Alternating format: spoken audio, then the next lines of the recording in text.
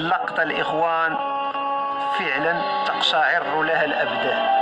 هادو هما اللبؤات الأطلس الحقيقيين. هذه هي مثال للمرأة المغربية الصبورة اللي كتصبر مع راجلها في السراء والضراء وتكبر وليداتها ومبادرة للخير بدون شروط ومزايدات. هذه رسالة الفيمينيست. والله العظيم إلا كنتحداكم وكنتحدى أيضا بعض الرجال أنهم يجيو يهزوا يا جوره وحده اللي الوزن ديالها 15 كيلو ويطلعوا في هذه العقبه ويحطوها على ظهرهم الرطب. ديك الساعه نقدر نقول لهم تكلموا على النسويه وعلى المساواه مع الرجل. المشهد الاخوان كما بورشني انا غيبورشكم نتوما 100%. ناس ما عندهاش ولكن ايضا ساهمت في مسجد المحسنين بالعناء وبالتعب. تقبلنا ومنهم.